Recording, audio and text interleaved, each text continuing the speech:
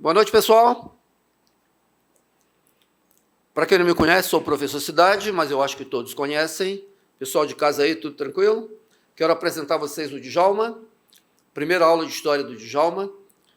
Então, gente, a parte de conhecimentos gerais é uma parte que o curso valoriza muito. Por isso fazemos simulado toda semana, porque as específicas, o pessoal briga ali, as gaivotas são bem parelhas, aparece um ou outro aí que desponta aí com uma pontuação muito alta, mas normalmente o pessoal é meio que nivelado. E a parte de conhecimentos gerais, por incrível que pareça, ela dá um destaque no grau ali final dos alunos. Ok? Então, por isso que nós fizemos 8 primeiros lugares esse ano, 8 primeiros lugares no ano passado, e a gente julga que a parte de conhecimentos gerais tem uma influência muito grande, porque eleva, embora tenha ela seja multiplicada só por 1, o coeficiente é 1 na multiplicação, e o coeficiente de multiplicação das específicas é 3, mas faz diferença. Então, essas questões aí, essas 20 questões, nós temos que levar aí umas 19, 18 no mínimo, para poder ficarmos com um grau acima da média do restante do povo. Ok? Então, caprichem bastante, porque vale a pena tirar um grau alto. Já tivemos caso aqui de companheiros que, no último concurso, na última chance, vinha tirando um grau muito alto em gerais. E naquele último ano a pessoa optou apenas para fazer a específica de contabilidade. E se saiu muito bem, acertou 39 de 40 de contabilidade. Mas nas gerais, na época era 30 questões, o companheiro acertou só 14 questões. Fizemos tudo que foi possível para aumentar para 15, não conseguimos. A banca não deu o que nós requeremos, em consequência o companheiro não conseguiu lograr a aprovação. Ok? Mas como Deus é bom e existe, esse companheiro fez a prova da ABIN e tirou o primeiro lugar na ABIN para 2 vagas e levou a vaga, está muito bem empregado, muito feliz. Então, Deus, quando fecha uma porta, ele costuma abrir 5 janelas. Então, gente, mas de qualquer maneira, vamos fazer a nossa parte, vamos correr atrás, porque vale a pena, o concurso aí está muito bom. Ok? Pessoal de direito aí, manda brasa, porque são 8 vagas. Há muito tempo que não temos tantas vagas assim. Ok? Então, ó, bom estudo para vocês, hein? Beijo no coração e vamos lá. Tchau, tchau. Alô, alô, som. Boa noite, pessoal. Nesse primeiro encontro, nós não temos simulado para fazer correção. Só teremos simulado no sábado. Então, uma parte da aula já vai ser conteúdo relacionado a esse simulado de sábado. Mas como é o nosso primeiro encontro, eu separo uma parte da aula para fazer uma apresentação do curso, de onde nós vamos partir e até onde nós iremos chegar. Tá? Então, esse primeiro momento, uma parte dele, eu vou reservar para esta abordagem mais geral do curso como um todo. Então, nós vamos fazer aqui nesse primeiro momento uma introdução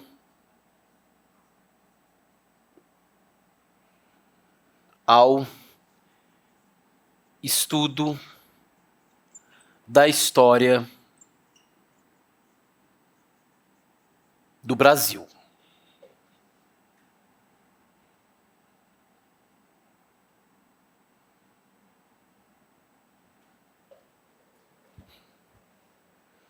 É claro que não é qualquer história do Brasil.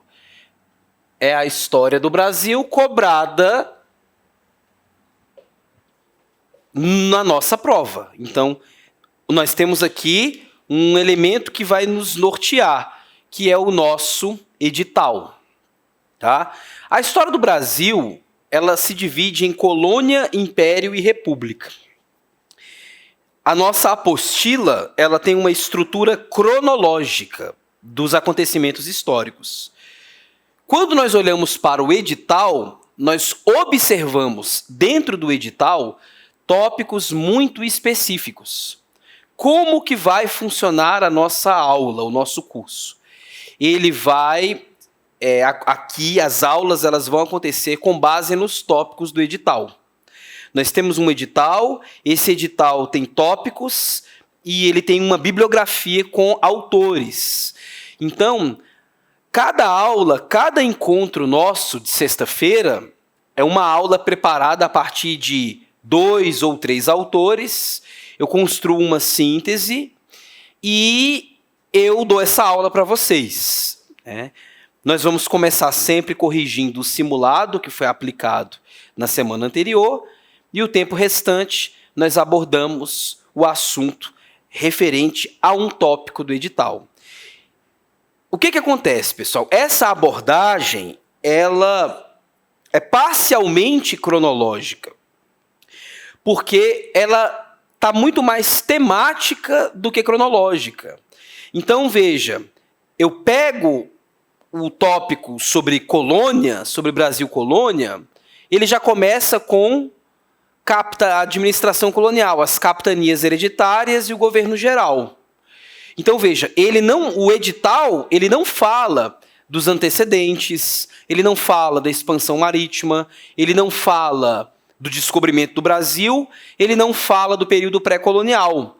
Ele já começa com as capitanias hereditárias e o governo geral. Então, para uma pessoa que está bem distante dos estudos da história do Brasil, começar a história do Brasil em capitanias hereditárias e governos gerais é muito estranho, né?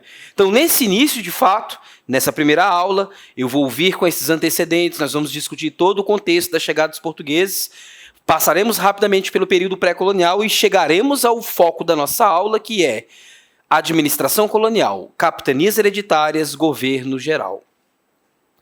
Então, nós temos lá depois uma segunda aula, que é as atividades econômicas, né?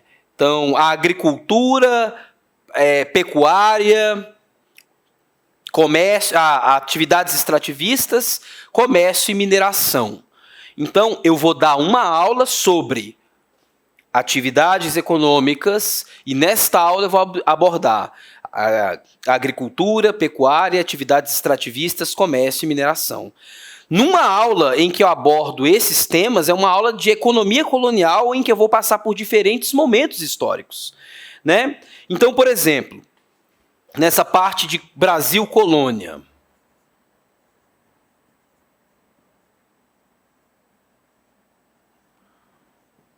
grosso modo, a colônia tá de 1500 até 1822. Grosso modo, tá, pessoal? Porque se a gente for pegar o período joanino, já em 1815 o Brasil era Reino Unido a Portugal. Então, já no período joanino há uma transição bastante considerável a ser feita. Mas pensando em Brasil colônia nesse recorte cronológico, nós vamos estudar a administração na aula de hoje,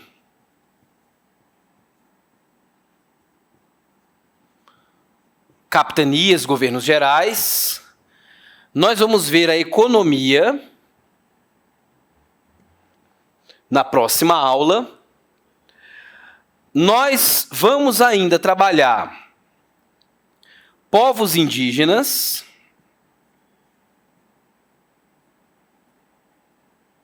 escravidão, aldeamentos, ações jesuíticas. Trabalharemos escravidão africana, há um tópico. Na parte de colônia, sobre esse tema no nosso edital. Revoltas.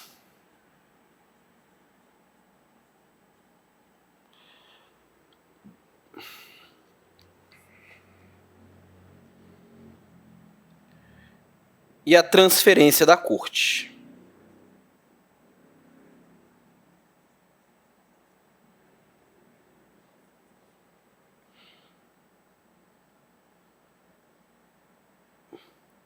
Período joanino.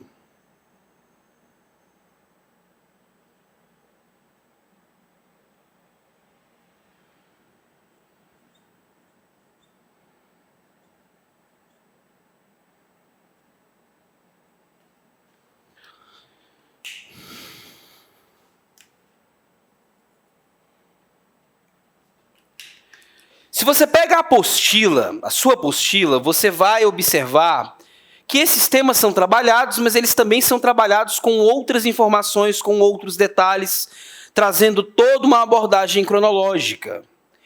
Eu, aqui em sala, vou me aprofundar nos temas. Exemplo, quando formos tratar sobre economia, no edital consta agricultura, pecuária, atividades extrativistas, comércio e mineração.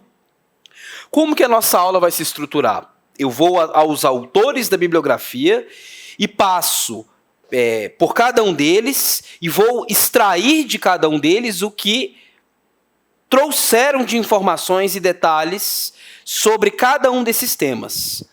Agricultura, pecuária, atividades extrativistas, comércio e mineração. Eu costumo sempre dar preferência aos autores que trazem mais informações e mais detalhes. Então, por exemplo, esta aula da semana que vem, que vai ser sobre economia, o carro-chefe dela é Caio Prado Júnior, Formação do Brasil Contemporâneo. E aí eu complemento com outros autores. E eu sempre colocarei as cartas na mesa. Sempre vou dizer a vocês que autor está sendo utilizado, ou que autores estão sendo utilizados na composição da aula. Perfeito? Povos indígenas. No edital, aldeamentos, da escravidão, aldeamentos, ação jesuítica. Nós temos na nossa bibliografia uma obra chamada Os Negros da Terra, do historiador já falecido, professor da USP, João Manuel Monteiro. É uma tese de doutorado que foi publicada pela Companhia das Letras, aonde ele esquadrinha essa realidade de escravidão, aldeamentos e ação jesuítica em São Paulo, na São Paulo colonial, no Planalto do Piratininga, no século XVI, XVII. Então, se eu tenho uma obra que é específica sobre um tema que está que é tópico do edital, essa obra vai ser o carro-chefe da nossa aula. Professor, então eu tenho que ler esta obra na íntegra? Seria o ideal, mas a gente sabe que o volume de conteúdos é muito grande, não tem só a minha matéria na parte de história, de conhecimentos gerais, e vocês têm as demandas das matérias específicas de vocês. Então, se você não faz parte daquele grupo que vai tentar para o magistério de história, eu não vejo como necessário a leitura integral da obra. Eu vou estar filtrando aquilo que é mais relevante, aquilo que é mais factível, que é mais possível de ser cobrado numa prova de conhecimentos gerais, e eu preparo a aula em cima disso. Tá? Bom, ex-alunos, alunos de 1 ano, de 2 anos, porque nós sabemos que não é um concurso simples, que basta um único curso, a gente consegue a aprovação. Sabemos que é um concurso difícil, de alta concorrência, persistência, e foi sobretudo pensando nos ex-alunos que eu fui reformulando esse curso. Então, você que está aqui e que já teve aula comigo no ano passado, ou mesmo que não teve e chegou a assistir às aulas do ano passado, vocês vão perceber mudanças significativas aqui no curso. Não vai ser o mesmo curso, aquelas mesmas anotações. Nós vamos fazer uma mescla esse ano. Para quem não teve aula comigo, e não sabe a dinâmica aqui, eu passei já boa parte do tempo usando o quadro, escrevendo no quadro. Essa dinâmica ela vai ser alterada. Eu vou estar usando uma parte da aula slide, outra parte quadro. Então vamos estar escrevendo um pouco menos, para ter um maior aproveitamento do tempo. O que não significa dizer que não haverá registro no caderno com quadro. Teremos. Eu estou procurando criar uma estratégia nova para este ano. Então, eu vou fazer a abordagem com a projeção dos slides, posso estar fazendo algumas anotações, mas num dado momento da aula eu vou parar, vou desligar e vou fazer uma retenção dos principais pontos trabalhados. Uma espécie de pequena revisão, pequenas revisões ao longo da aula. Falando, para retenção. Vamos ao quadro. e nós vamos reter os pontos principais. Depois eu apago, volto a projetar novamente, faço mais uma exposição, fecho com mais uma retenção. Vamos tentar criar essa dinâmica de alternar a projeção dos slides com notas. Notas do quê? Daquilo que é mais essencial. O que eu vinha fazendo até então? Eu vinha fazendo com os alunos um grande fichamento, né? Então nós escrevíamos demais, era um processo bastante exaustivo. Muita gente gostava, mas o que acontece é que tomava-se muito tempo. Nós temos um tempo tranquilo aqui para matar a matéria, mas a coisa ela era bastante cansativa. Ela era compensador, por um lado, mas tomava um tempo muito precioso. Então nós vamos tentar equilibrar esse ano entre slides e escrita, para otimizar o tempo e termos um tempo mais folgado para a revisão. Quem sabe consigamos fazer da revisão um grande intensivo, que seria o ideal. Bom, voltando aqui na colônia, pessoal, aqui ainda em linhas gerais, a parte de escravidão africana, ela não vai ter uma obra específica. Nós temos um livro, né, chamado Liberdade por um Fio, organizado pelo Flávio dos Santos Gomes e pelo João José Reis. É uma obra publicada pela Companhia das Letras, que foi escrita a várias mãos. São vários artigos sobre a história dos quilombos no Brasil. Então, ali nesta obra, eu tenho pelo menos uns 2 artigos sobre a realidade dos quilombos na colônia, Palmares, e também quilombos em Minas Gerais na época da mineração. Depois disso, a obra se concentra na história dos quilombos no século XIX, no contexto do Império. Então, desta obra, Liberdade por um Fio, que se enquadraria no tópico da escravidão africana, mas na luta dos africanos contra o sistema escravagista, nós temos aí pelo menos 2 artigos que eu posso estar aproveitando dentro de colônia. Fora isso, a obra que melhor trata do tema da escravidão africana é Brasil, uma biografia da Lilia Moritz Schwartz e da Heloísa Starling. Há um capítulo exclusivo sobre escravidão na colônia. Ele é base da nossa aula. Nós vamos também estar utilizando-se dele aqui com alguns complementos. Todas as aulas passaram e estão passando por reformulações. Vocês não vão pegar o mesmo curso. Aos ex-alunos eu vou reiterar isso muito, tá? Então vamos ter Lilia Moritz Schwartz para esse tópico e um pouco também desse História dos Quilombos, Liberdade por um Fio, do Flávio Gomes dos Santos e do João José Reis. Bom, só um parênteses em termos de bibliografia aqui, na medida em que eu estou comentando esses pontos iniciais e fazendo referências aos autores. Temos 3 grandes obras de caráter abrangente. História do Brasil, do Boris Fausto, Brasil, uma biografia da Lilia Moritz Schwartz, de Heloísa Starling, e História Geral do Brasil, da Maria Ieda Linhares, que ela é organizadora. Esta obra ela é escrita a várias mãos.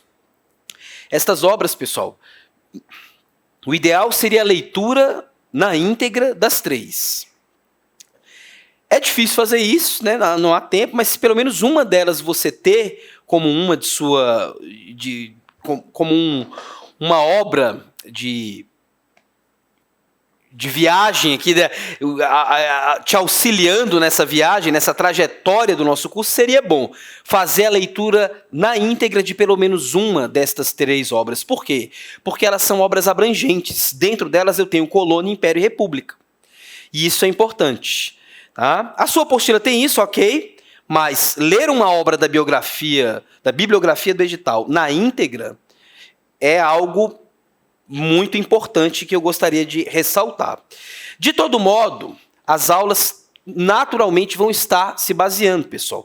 Então eu preparo a aula com 3, 4 livros em cima da mesa. Eu vou lendo 3, 4 livros ao mesmo tempo, né? Passagens referentes ao tópico, eu vou ali fazer um trabalho de construção, de reconstrução dos argumentos para trazer para vocês. Beleza? Parte de revoltas. No ano passado, no curso normal, eu me limitei à Inconfidência Mineira e à Conjuração Baiana. E seguimos. Esse ano eu vou fazer diferente, pessoal. Vou fazer diferente porque a obra da Lilia Moritz Stivarks e da Heloísa Starling, ela aborda as revoltas chamadas nativistas. As revoltas que aconteceram na colônia antes de Inconfidência Mineira ou Conjuração Baiana, que são movimentos chamados emancipacionistas. Então ali você tem Revolta da Cachaça, no Rio de Janeiro, Motim do Maneta, na Bahia, revoltas de Chumberga, em Pernambuco, revolta de Beckman, no século XVII, anteriormente, Guerra dos Mascates. Então, eu vou fazer um apanhado dessas revoltas. Eu cheguei a trabalhar essas revoltas no final do ano passado.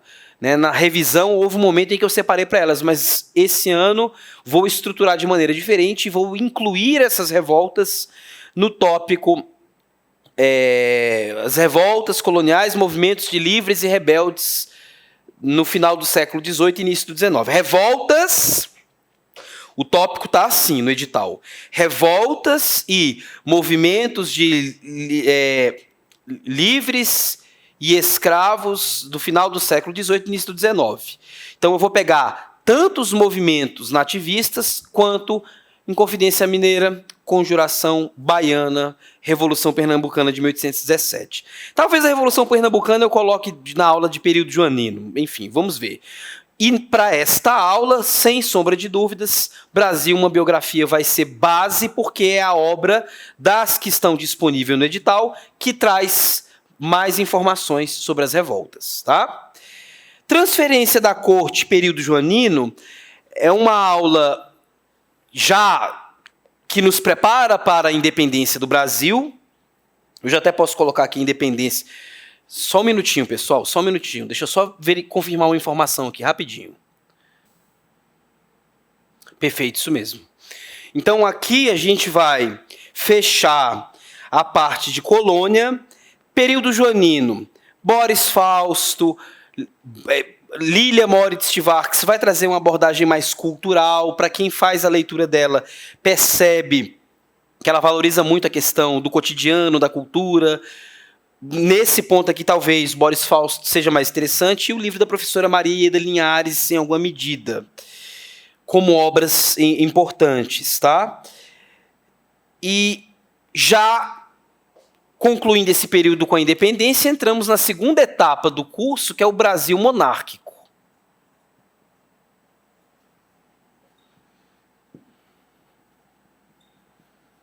Brasil monárquico vai de 22 até 89. Estou aqui com o planejamento aberto.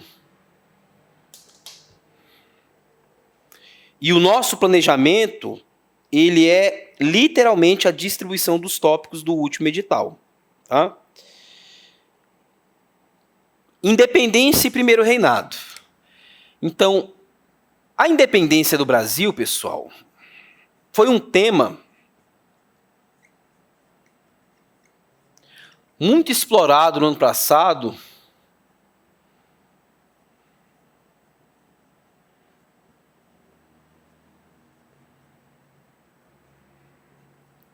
por conta do bicentenário.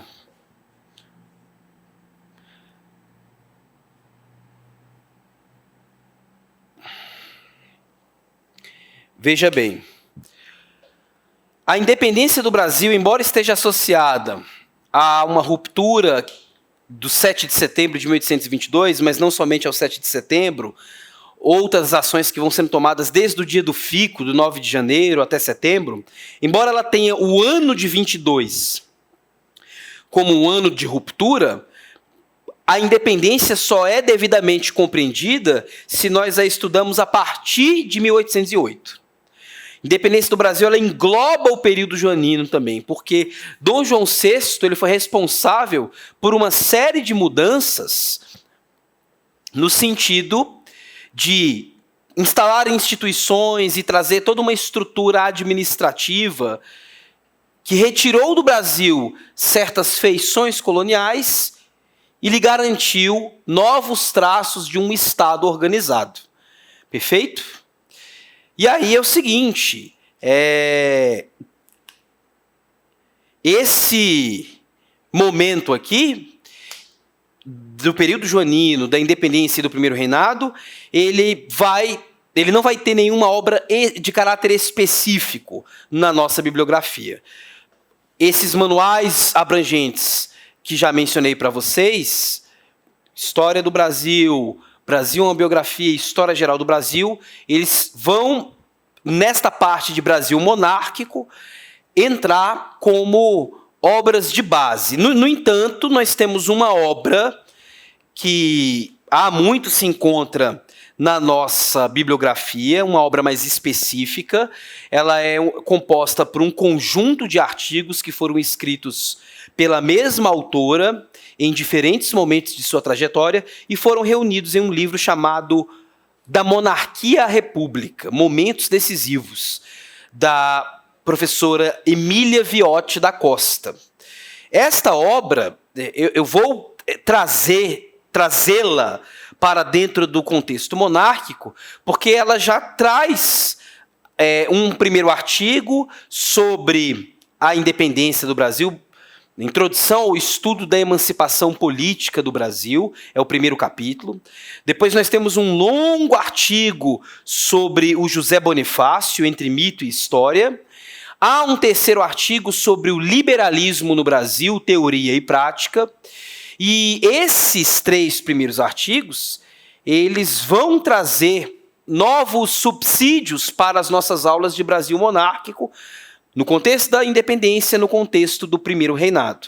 Então, para aqueles que foram alunos no ano passado, no momento em que adentrarmos nessa transição independência e primeiro reinado, já sentirão uma densidade maior do nosso curso, devido aos usos dos artigos da professora Emília Viotti da Costa, que constam no livro Da Monarquia à República.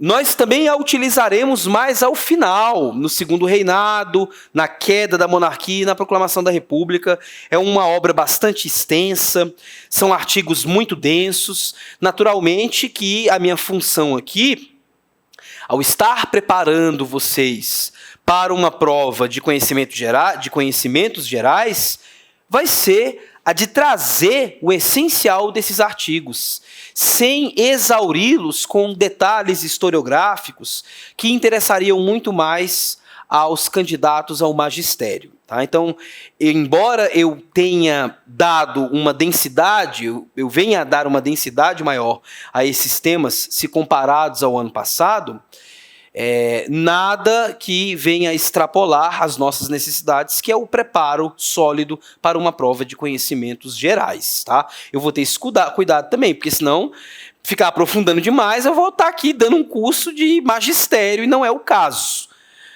Mas já antecipo, o curso ele vai se adensando a cada ano. Né? Eu não posso ficar dando o mesmo curso. Eu preciso trazer alguma densidade, né? Pensando principalmente nos ex-alunos. Perfeito, pessoal?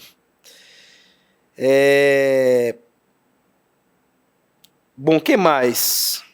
Constituição de 24, dentro do primeiro reinado, é um tópico específico. Seria interessante uma aula só sobre a Constituição. Não vai ser possível aqui de fazer isso, mas quem sabe, pelo menos alguns artigos do próprio texto constitucional. A Constituição de 1824 não é um texto extenso, mas o que Boris Fausto e Maria Ieda Linhares nos trazem é o suficiente. É interessante se atentar à bibliografia. A VUNESP, que é a banca que tem feito esta prova, ela ela vem respeitando uma tendência que outras bancas já tinham, que é de elaborar questões a partir de trechos da obra. Então, eu vou aqui, pessoal, estar sempre olhando para esses autores e vou estar evitando ao máximo mesmo, recorrer a autores que não estão na nossa bibliografia. Porque se porventura precisarmos de elaborar algum recurso, o mesmo terá de ser feito com base nos autores da bibliografia e não em autores que não estão sendo cobrados no nosso concurso. Naturalmente que eu estudo outras fontes, né? Então aquilo que eu puder complementar na minha fala para esclarecer determinada passagem que em determinado autor ficou um pouco mais obscuro, eu posso utilizar. Mas em termos de slides, em termos de quadro, em termos de registros, nós vamos nos limitar aos nossos autores, beleza? Então, apesar de termos aqui um tópico, a Constituição de 24, não é o caso de fazer uma leitura integral do texto constitucional. Isso seria um exagero desnecessário. Então, vou esquadrinhar com vocês o que os nossos autores trouxeram sobre o tema. Militares e Guarda Nacional. Então, veja, nós temos esse tópico.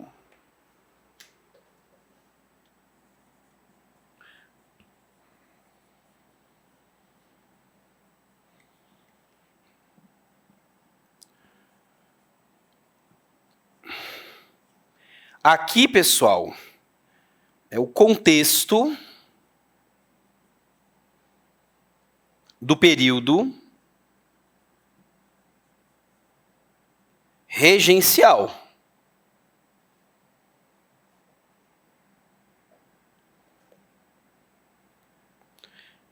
E segundo reinado, né? Porque a Guarda Nacional ela não deixou de existir no Brasil Império. Ela foi criada em 1831, logo no início da regência, como uma iniciativa do padre Feijó, enquanto ministro da Justiça da regência trina permanente. Ele depois veio a ser regente uno em 1835, mas antes, comandando o Ministério da Justiça, foi um dos idealizadores da Guarda Nacional. Ela, inicialmente, é uma força militar criada num momento muito delicado na história do Império, que é um momento em que ocorrem reformas para dar mais autonomia para as províncias.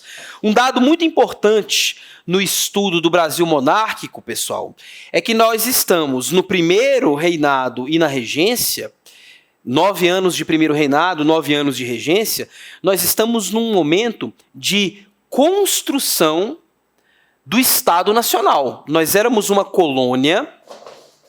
Essa colonização, ela aconteceu num tempo histórico que correspondeu ao tempo das monarquias absolutistas, que correspondeu ao tempo do mercantilismo, da exploração mercantilista colonial da América, baseada em monopólios. Esse sistema colonial, ele ruiu e ele entrou em crise no início do século XIX, veio a independência do Brasil, adentramos no século XIX, a partir de 22, como uma nação independente de Portugal. Então, a história da colônia, ela vai produzir um legado para dentro da monarquia, especialmente a questão fundiária, o latifúndio e dentro dele a escravidão. Então, há mudanças, mas também há muitas continuidades. Nós vamos investigar esses movimentos dentro do nosso estudo histórico, né? E aqui, no Brasil monárquico, eu chamaria atenção para os desafios que foram colocados nos momentos iniciais, primeiro reinado e regência, no sentido de se consolidar um Estado nacional no Brasil. Esse é um ponto do qual não podemos nos desviar, perfeito? E o que acontece? No primeiro reinado, com a Constituição de 1824, nós tivemos uma situação bastante conflituosa, porque Dom Pedro e um grupo a ele aliado resolveu estruturar uma ordem centralizadora, né, que não garantia autonomia para as províncias. Com a abdicação de Dom Pedro, em 1831, ele abdicou do trono, veremos por que as crises, as razões que levaram Dom Pedro a abdicar do trono e ir para Portugal, e em favor do filho, então com 5 anos, formou-se uma regência porque o herdeiro do trono era menor, e as elites políticas da época resolveram realizar uma série de reformas para tentar dar mais autonomia para as províncias.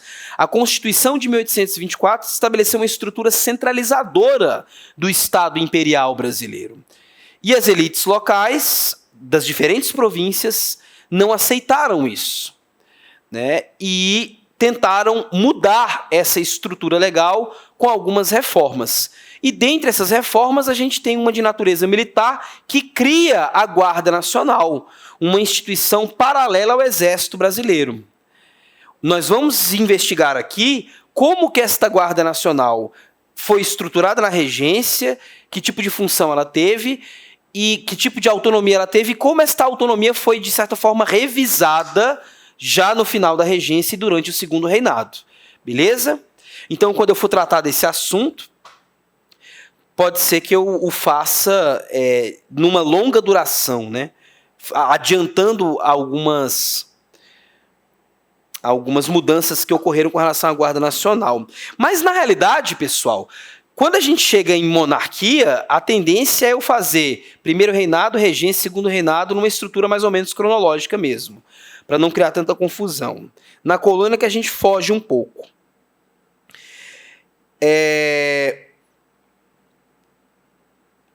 Bom, e aí nós temos mais um tópico que fala sobre as revoltas.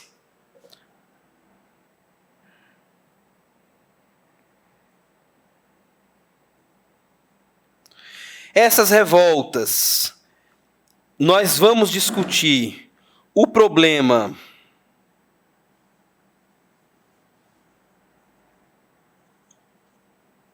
do separatismo,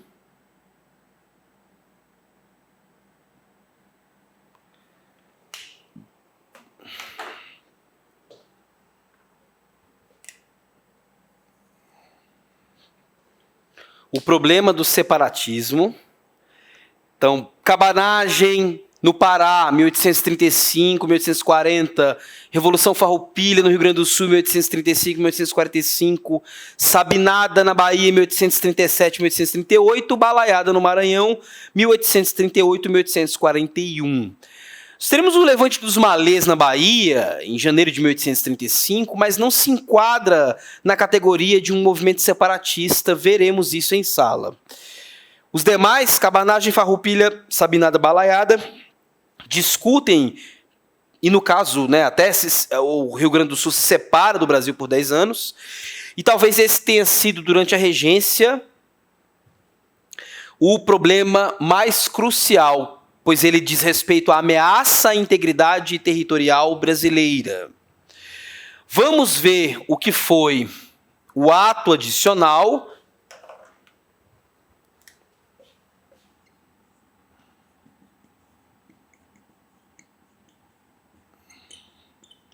de 1834,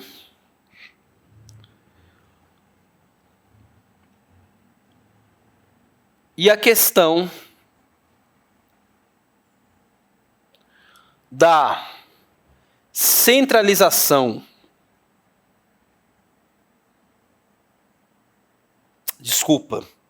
da descentralização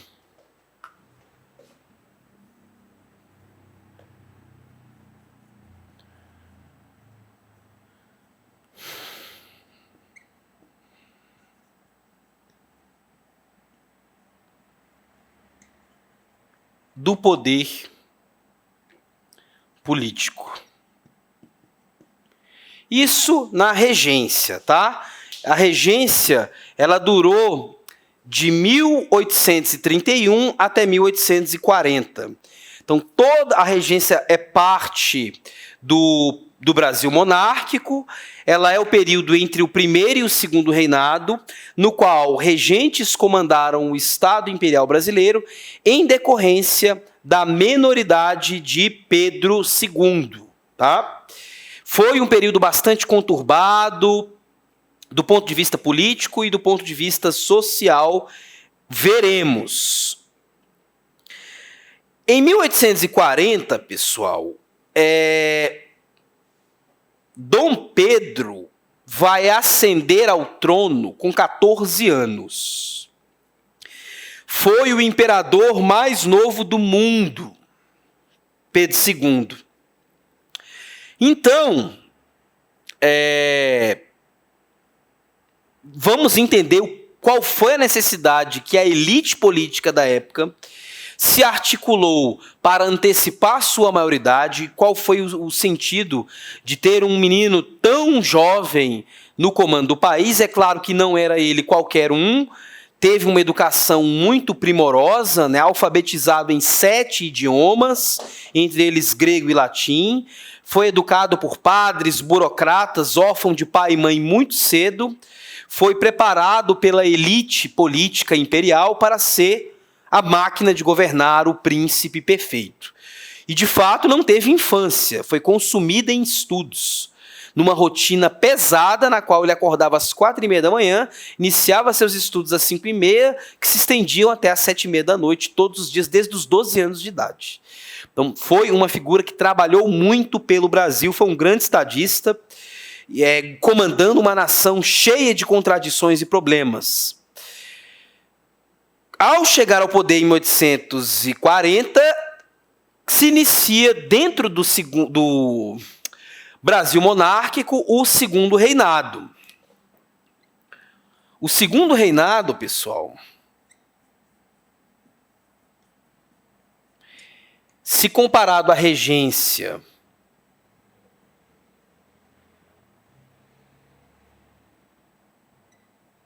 e ao Primeiro Reinado, ele é obviamente mais duradouro, 49 anos, e ele é também mais estável. E por ser mais extenso do ponto de vista cronológico, ele carrega muito mais aspectos a serem observados nos nossos estudos. Nosso planejamento traz a consolidação da ordem interna, o fim das rebeliões, os partidos, o fortalecimento do Estado, a economia cafeeira. Então, a gente, de maneira bem básica, a gente divide o Segundo Reinado em política,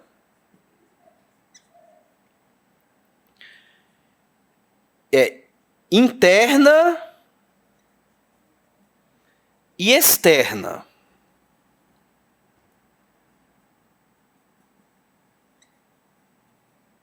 Tá? A política interna, os partidos políticos, a articulação entre os partidos políticos e o imperador, o parlamentarismo, porque só podemos falar de parlamentarismo a partir do Segundo Reinado, até que ponto ele tem alguma aproximação com o modelo britânico, até que ponto ele se distancia, detalhes a serem discutidos em sala. O Ministério da Conciliação, a estabilidade política. Então, há toda uma aula reservada para a parte política. Política externa vai entrar mais para o final do Segundo Reinado. Relações internacionais. As intervenções brasileiras no Prata, né, a intervenção do Brasil no Uruguai e na Argentina, derrubando seus presidentes, substituindo-os por aliados, guerra contra Uribe e Rosas, e depois, mais tarde, a campanha contra Atanásio Aguirre. Há um embate com a Inglaterra, a questão Christie, é uma crise diplomática, não é uma guerra, e, por fim, a Guerra do Paraguai, o maior conflito na história da América do Sul, que vai estar lá no apogeu do Segundo Reinado, no que tange a política externa. Tudo isso compõe o quadro da política externa. Em economia, nós vamos falar de vários aspectos, mas o destaque maior, pessoal, vai ser dado ao café. O café foi o grande símbolo econômico da economia imperial.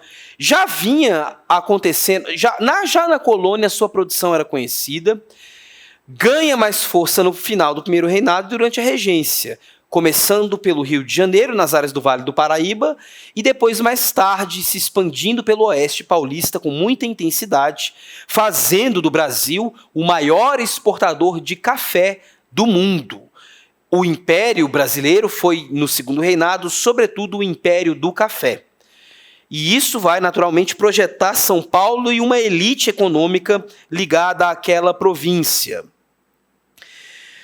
Nós também temos um tópico chamado Economia e Cultura na Sociedade Imperial. Vamos dar uma atenção especial a esse tópico, diferentemente do que eu vinha fazendo nos anos anteriores.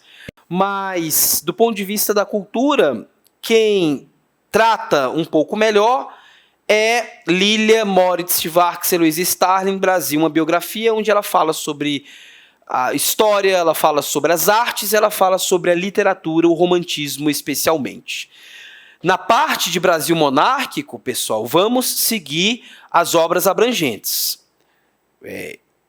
História Geral do Brasil do Boris Fausto, Brasil, uma biografia, com, em diferentes momentos, uma densidade maior nas aulas a partir dos textos da professora Emília Viotti da Costa.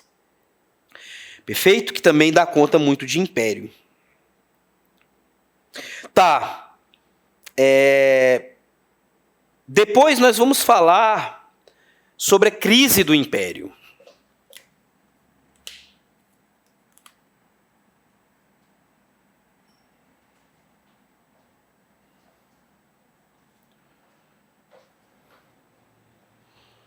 E a crise do Império, ela pega conflito Estado, movimento republicano em São Paulo.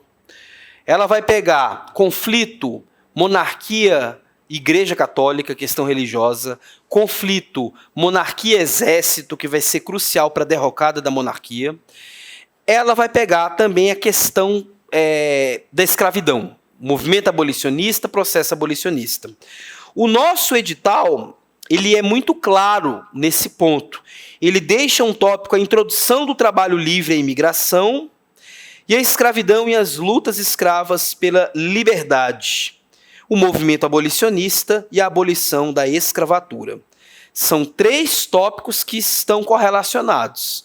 A introdução do trabalho livre à imigração e a questão das lutas contra a escravidão no Segundo Reinado e a questão da abolição.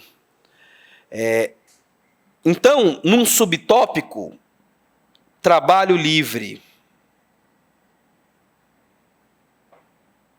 e escravidão,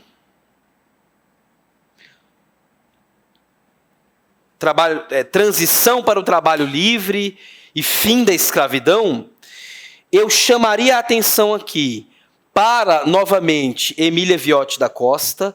Ela tem artigos específicos sobre isso da Monarquia à República, então vai ser uma obra muito importante. Liberdade por um Fio, de Flávio Gomes dos Santos e João José Reis.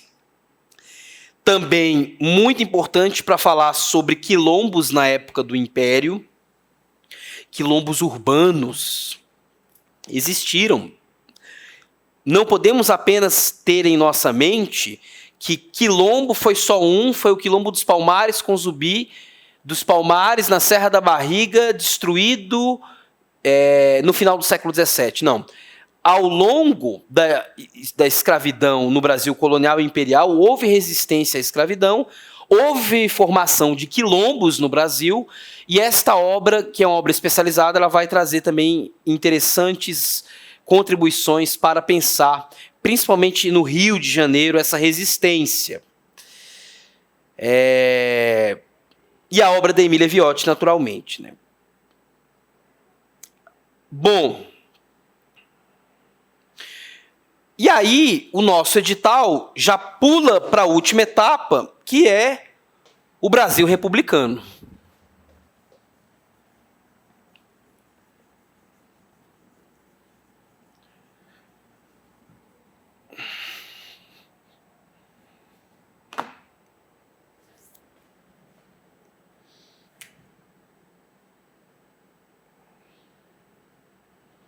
Brasil republicano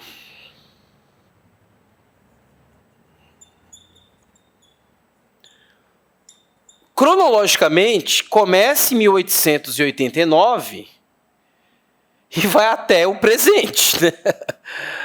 Mas a gente sabe que a possibilidade de uma prova de 6 questões cobrar qualquer coisa pós-regime militar, até mesmo o regime militar, pelo menos a experiência que nós estamos tendo das últimas provas, é zero.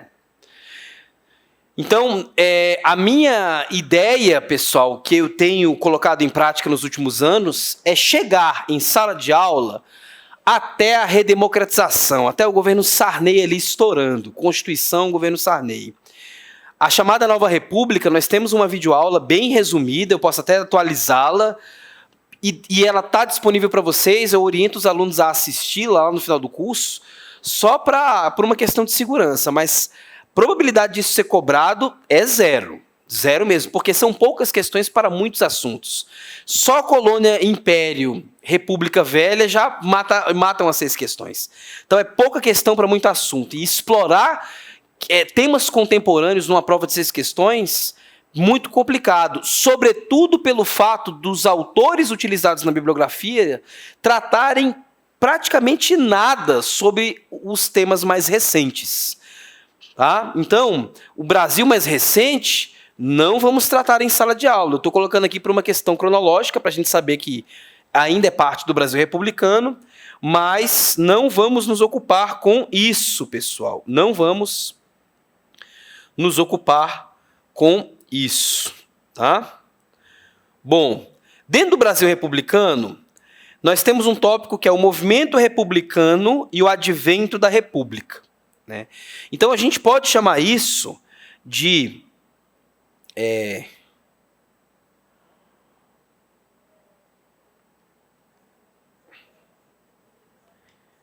queda da monarquia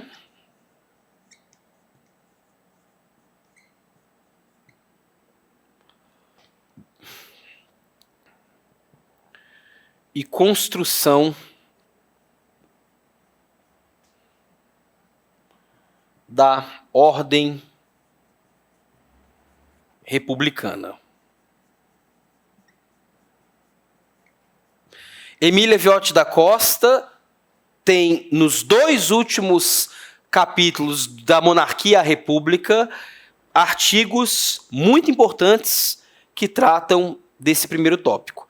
E aí a República, nós vamos separá-la em blocos, em fases que a constituem, mas essas fases não serão abordadas em seu todo. Então vamos colocar aqui como etapas do período republicano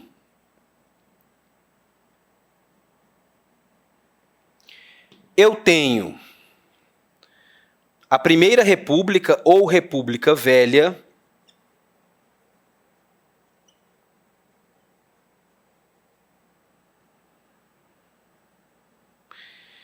que vai de 1889 a 1930. Dentro da República Velha, o que o nosso edital traz? Constituição de 1891, militares, consolidação da República, República das Espadas. Então, inicialmente, começamos cronologicamente com a República das Espadas. A República Oligárquica, né? Então, como é que a gente divide essa Primeira República? Nós temos a República das Espadas,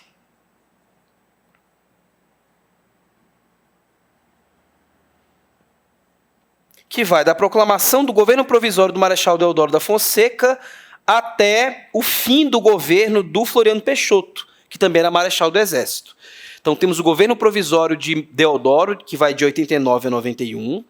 Depois nós temos o governo constitucional de Deodoro, que vai de 91 a 91, que vai de fevereiro a novembro, ele renuncia, veremos o porquê.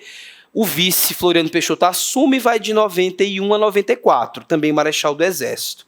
Então, por termos 2 marechais do Exército comandando a República nesses anos iniciais, nós vamos ter essa expressão República das Espadas. E esse tópico, ele incorpora aquilo que o nosso edital chama os militares, a Constituição de 1891, porque ela nasce no governo provisório do Deodoro, os militares e a consolidação da República. Então, esse tópico é todo trabalhado aqui. Depois a gente tem a República Oligárquica, que começa com a ascensão dos civis ao poder, que vai de 94 a 30. O que o nosso edital traz? Política dos governadores, coronelismo, sistema eleitoral, movimento operário, tenentismo, Revolução de 30.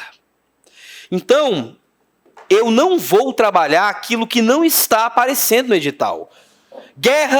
Revolta da vacina, guerra de Canudos lá atrás, revolta da Chibata, guerra do contestado. Ora, são revoltas que não aparecem no edital.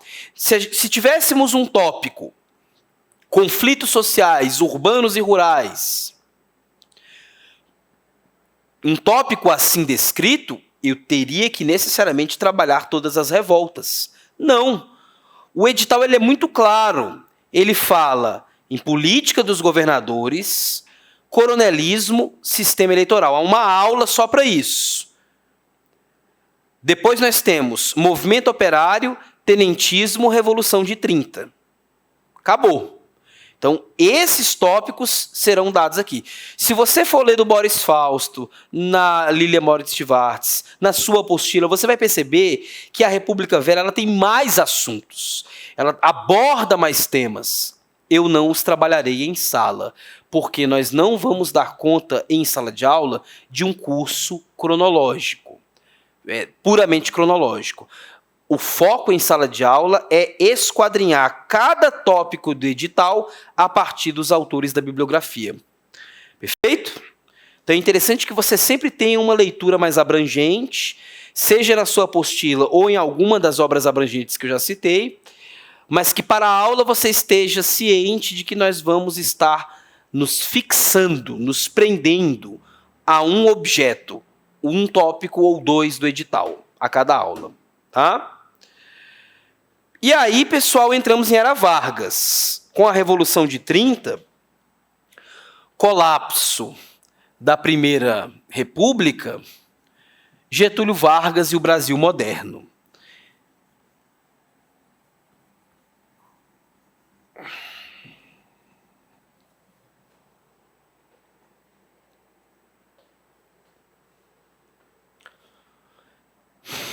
Era Vargas são 15 anos, 30 a 45. Tá? Bom, aqui não tem jeito. O edital é abrangente, então vamos ter que dar conta de toda Era Vargas. Economia, sociedade, política e cultura. Era Vargas tem governo provisório de 30 a 34, governo constitucional de 34 a 37, ditadura do Estado Novo de 37 a 45. O tópico é economia, sociedade, política e cultura, então nós vamos trabalhar economia, sociedade, política e cultura em todos os períodos. Então chega em Vargas, não tem como fugir. Boris Fausto é uma excelente opção para Era Vargas. Ah, sim, pessoal, esqueci de mencionar. Quando estivermos falando de república oligárquica, nós temos uma obra também, deixa eu ver se ela está presente aqui, do Jorge Furtado e da Lucília de Almeida Neves Delgado, O Brasil Republicano, volume 1, O Tempo do Liberalismo Excludente, da Proclamação da República à Revolução de 30. É uma obra da editora Civilização Brasileira, grande, escrita a várias mãos, com vários autores, embora tenham 2 organizadores, mas ali também nós temos artigos valiosos para a parte de Primeira República. E quando eu estiver tratando de artigos específicos desta obra, eu sinalizarei a vocês. Sempre colocarei as cartas na mesa, a cada aula. Pessoal, a aula de hoje, as fontes são tais e tais autores, beleza? Bom, mas, no entanto, a gente encontra um tópico específico aqui no Getúlio, que é o Brasil na guerra. Então, a FEB e o Brasil na Segunda Guerra Mundial é um tópico que está em evidência. Então, nós vamos pegar os autores que tratam disso. A Lilia Moritz Schwartz e o Boris Fausto trazem ali informações, mas não temos nos autores detalhes de batalhas, coisas do gênero que pudessem causar algum transtorno de memorização na preparação dessa prova. Mas é bom que seja dada uma questão de ênfase na guerra quando falarmos de Estado Novo, fim do Estado Novo.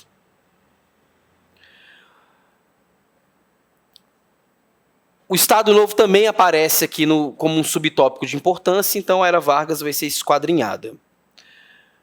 Período democrático, pessoal.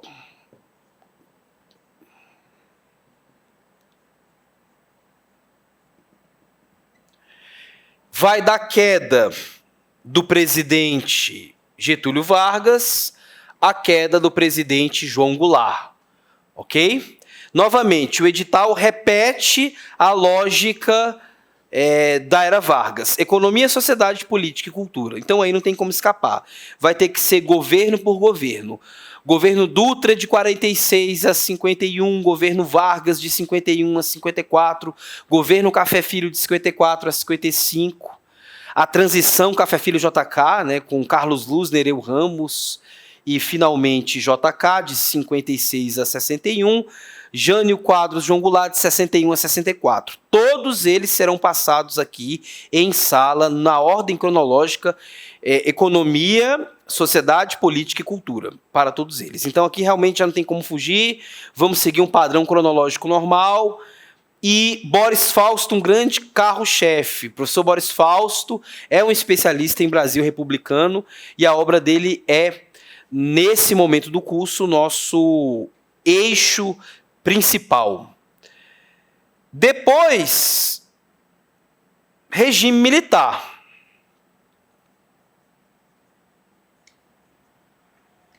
Daqui para frente, pessoal, assuntos muito pouco cobrados na nossa prova. Estaremos já bem próximos de uma reta final do curso. O edital fala em intervenção militar, sua natureza e transformações entre 64 e 85. Mudanças institucionais durante o período. Vamos falar de política. Mudanças institucionais até a Constituição de 67, depois aspectos da Constituição. Então, uma abordagem política, depois temos economia. Há um tópico de milagre econômico, então vamos tratar de milagre econômico.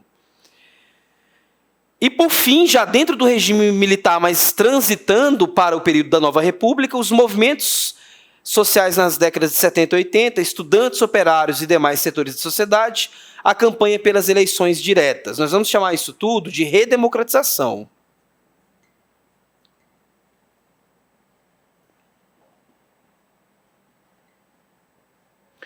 E vamos pegar o período que vai de 79 a 85.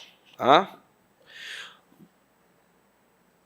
Governo Figueiredo, né? Geisel, né? A partir de Geisel, vai.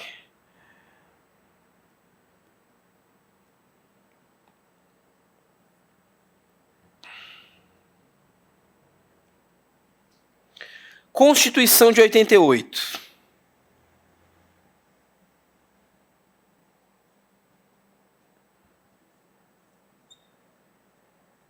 Governo Sarney.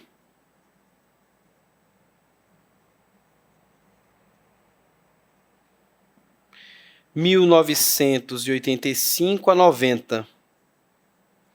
Pessoal, aqui podemos muito tranquilamente, e eu deixo isso já colocado no primeiro encontro, aqui podemos ter o nosso ponto de chegada. Temos um tópico do Brasil de 85 aos dias atuais. Mas é o que eu mencionei anteriormente. Não há subsídio bibliográfico no nosso edital que dê conta disso. Inclusive, a aula que eu preparei, que está disponível para vocês gravada dos governos mais recentes, posso até fazer uma atualização dela, eu tive que recorrer a informações de outras obras. Porque os nossos autores sequer tratam desses governos mais recentes. Está no edital, mas acho improvável ser cobrado numa prova de apenas 6 questões. Então, já colocando as cartas na mesa, no primeiro encontro, chegamos no governo Sarney, chegamos na Constituição de 88, a matéria se dará por encerrada. O Brasil pós-Sarney, numa aula gravada de tamanho menor, porque aí nós ganhamos tempo, pessoal, com a revisão. Vamos focar na tendência da prova, vamos focar no que já foi cobrado. O quanto antes chegarmos aqui, mais tempo teremos para revisar aquilo que de fato vem sendo cobrado na prova. E a minha ideia, sobretudo ao estar utilizando este ano, mais os slides, as aulas, os PowerPoints, né, reduzindo um pouco o tempo dos registros do quadro, o que não significa que eles vão acabar, mas a minha ideia aqui é terminarmos o quanto antes para ampliarmos o nosso curso de revisão ao final. Beleza? É isso. Nós vamos percorrer todos esses caminhos. E hoje nós já vamos começar agora. Né? Nosso intervalo é às 8h30, né? 8 horas. Vamos iniciar esses 20 minutos finais desse primeiro tempo com a matéria. Depois do intervalo, volto e a gente dá prosseguimento aos nossos primeiros temas do curso. Vou apagar aqui, tá bom?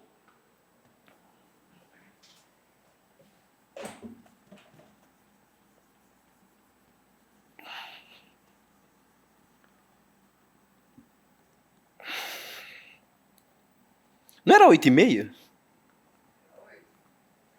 Eu que tô esquecendo, né? Pois é.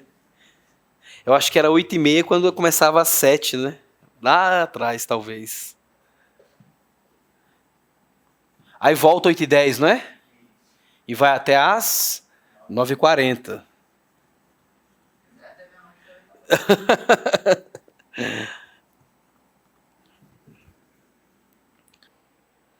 Ok, gente, olha só. Como eu havia sinalizado no início da aula, o nosso edital começa com capitanias hereditárias, governo geral, começa com um tópico de administração.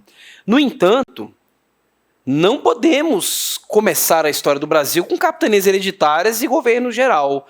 É cair de paraquedas. É começar um estudo mutilado da história do Brasil. É claro que eu não vou aqui me estender, eu vou tentar fazer nesses minutinhos finais os antecedentes. No início da próxima aula, talvez eu conclua para já chegar nas capitanias na administração colonial. Mas eu preciso minimamente de mostrar a vocês um pouco dos antecedentes, como os portugueses chegaram até aqui. Para poder tratar sobre isso, eu preciso recuar um pouco na história.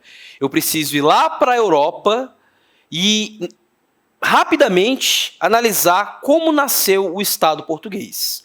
Veja, esse mapa aqui, ele mostra a situação da Europa durante a Idade Média. A Idade Média foi um período de 1000 anos na história da Europa.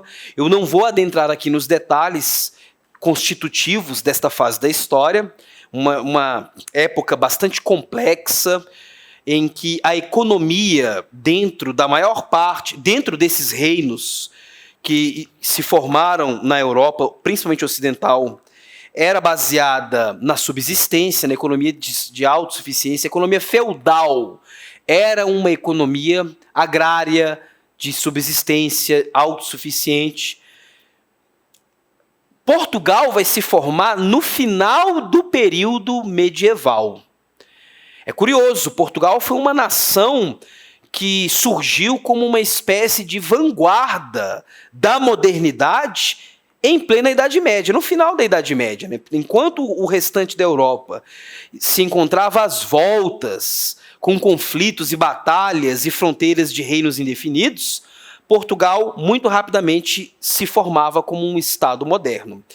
Aonde que Portugal vai se formar? Na Península Ibérica.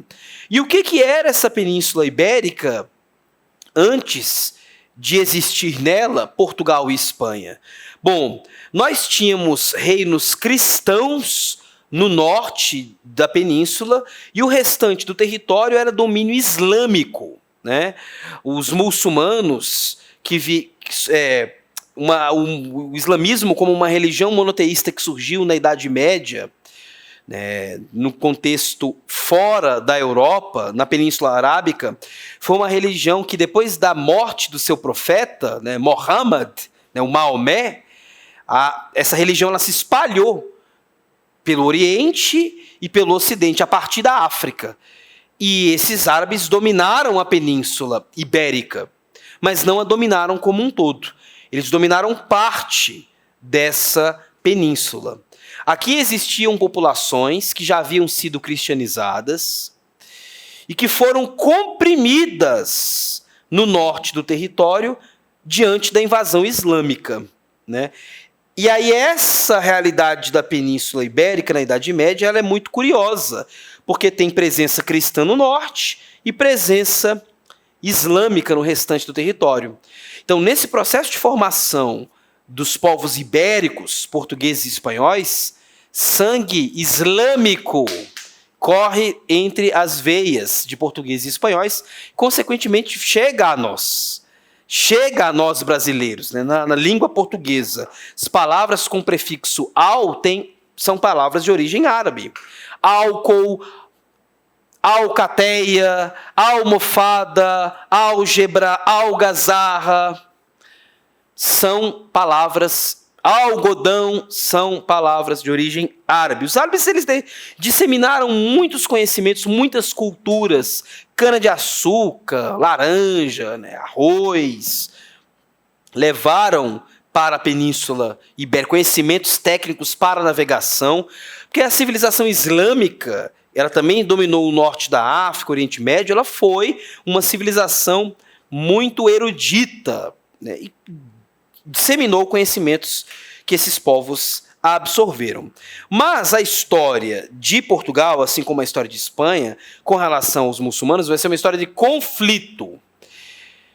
Esses reinos, pessoal, eles começaram a se organizar para retomar os territórios que estavam em mãos muçulmanas. E aos poucos foram se formando os reinos de Leão, Castela, Navarra e mais tarde o reino de Aragão, que é resultado da junção desses condados. Catalanes, aragoneses, é um mapa que está em espanhol. Aqui vai dar origem ao reino de Aragão, reino de Navarra, reino de Castela, reino de Leão. Todos esses reinos cristãos vão mobilizar esforços para combater os muçulmanos e retomar os territórios. Nós vamos chamar isso de guerra de reconquista. Tá? Então, tanto a formação do Estado português quanto a formação do Estado espanhol foi uma espécie de nova cruzada entre cristãos do norte e muçulmanos do restante da península. No caso de Portugal, como é que se deu esse processo? Portugal é um território que vai nascer de dentro de Castela. Leão e Castela vão se unir. E Portugal vai nascer dessa união, né? Como que funcionou? Final do século XI, união de Castela e Leão sob o rei Afonso VI. Qual vai ser a estratégia desses reis de Castela? Eles vão oferecer a nobres de outras áreas da Europa territórios como recompensa na luta contra os muçulmanos. Venha combater contra os muçulmanos e vocês vão receber territórios para vocês. Isso produziu um fluxo de nobres guerreiros em direção à Península Ibérica que se engajaram na luta contra os muçulmanos. Um exemplo disso foi o Condado de Galícia, dado a Dom Raimundo, e o Condado portucalense, dado a Dom Henrique de Borgonha. Esse cara aqui, com esse pequeno condado, representa a sementinha do que foi se tornando Portugal. O Condado portucalense está aqui dentro de Leão. Leão vai se unir a Castela. esse condado portucalense vai se expandir, e já em 1139 é esse território em torno da cidade do Porto, e pegando também Lisboa, metade do que vem a ser Portugal. A história de Portugal foi a história de um pequeno condado que se expandiu de dentro do reino de Castela e Leão na luta contra os muçulmanos, uma luta de cristãos contra muçulmanos. Essa expansão sob Henrique de Borgonha é o início da formação do Estado português, em plena Idade Média.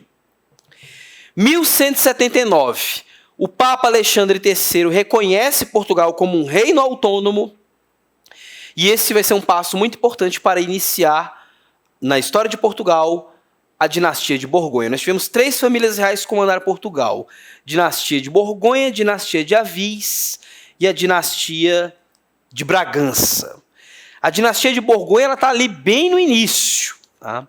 E ela está ligada a esta guerra contínua contra os árabes. Bom, vai acontecer num dado momento da história, pessoal, que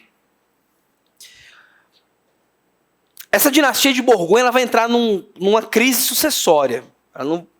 Não teremos mais herdeiros, né? Na Europa, as monarquias elas assumem o comando dos estados, e o comando desse estado ele segue uma linha de sucessão hereditária. O trono ele é herdado aos parentes mais próximos do rei ou da rainha. Quando não existe essa sucessão, há um processo de crise. Outros parentes mais distantes vão tentar reivindicar esse trono, e isto foi a origem de muitos conflitos na história da Europa. Bom, mas antes de falarmos sobre isso, no caso português, que vai ser resolvido com uma revolução política, que colocará uma nova família real no comando do Estado, a dinastia de Avis, é preciso destacar que já nessa época Lisboa se destacou como um grande centro comercial. Então, só para voltar no mapa aqui, para a gente poder visualizar, olha aqui Lisboa. Então, rotas comerciais que saíam do Mediterrâneo, passavam pelo Estreito de Gibraltar e seguiam em direção ao norte da Europa, passavam por Lisboa. Lisboa vai ter, antes mesmo de Portugal se consolidar como um estado já formado, Lisboa já se destacava como um importante centro comercial, de atividade pesqueira, de entreposto comercial. Depois das navegações e da colonização da América, aí pronto, ela vai virar um grande centro econômico da época moderna. Por enquanto estamos nos primórdios, e esse desenvolvimento comercial contribuiu para a formação de uma burguesia bastante ativa. Século XIV. O que vai acontecer, pessoal? Esse Estado que está se formando, que está ampliando suas fronteiras territoriais, sob o comando de uma família real, a dinastia de Borgonha, ele vai enfrentar uma crise de sucessão dinástica. O rei Dom Fernando, da dinastia de Borgonha, vem a falecer, não tem herdeiros para o trono, e a sua esposa, articulada com a nobreza de Castela, vai tentar fazer manobras políticas no sentido de reintegrar Portugal a Castela novamente. Ou seja, aquele pequeno condado que surgiu se desvinculando do reino de Castela, agora se vê novamente ameaçado a voltar a fazer parte de Castela. A Revolução de Avis, que vai acontecer em 1385, aconteceu para evitar o domínio de Portugal pelo vizinho Castela. Isso gerou uma divisão na nobreza portuguesa.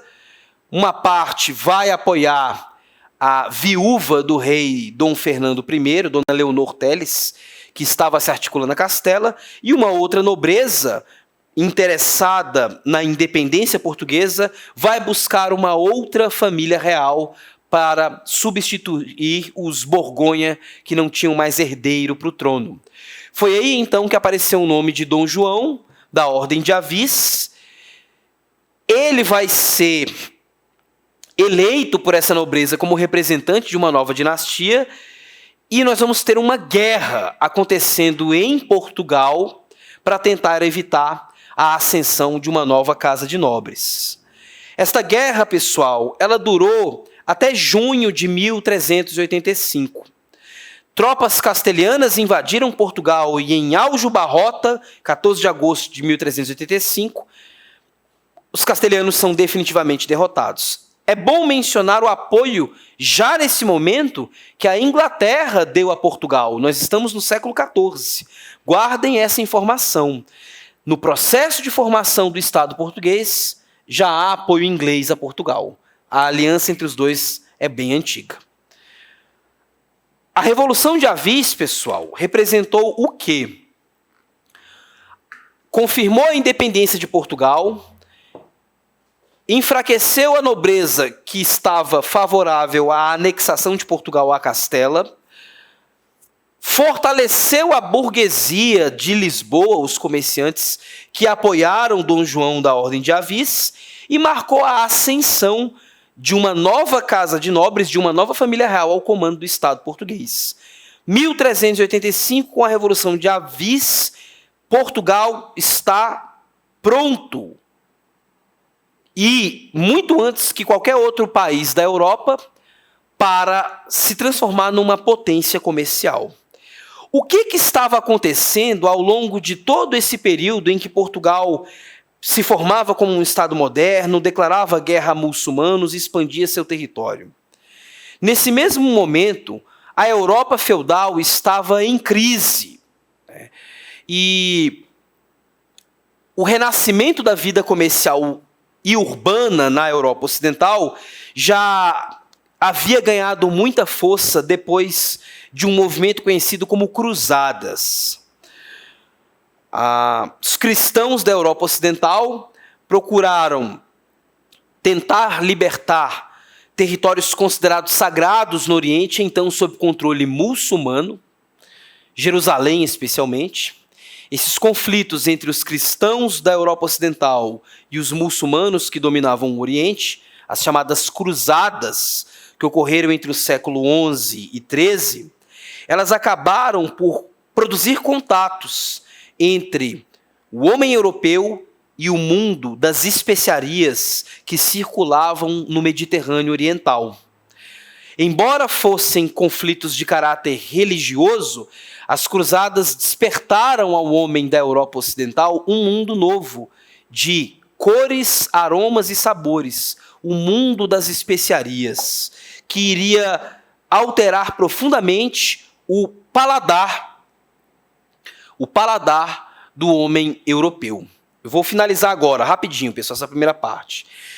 Então, mercadores de Gênova e Veneza começaram a viajar, depois das cruzadas, para o Oriente, para comprar esses produtos e revendê-los no Oriente. Havia um comércio no mar Mediterrâneo que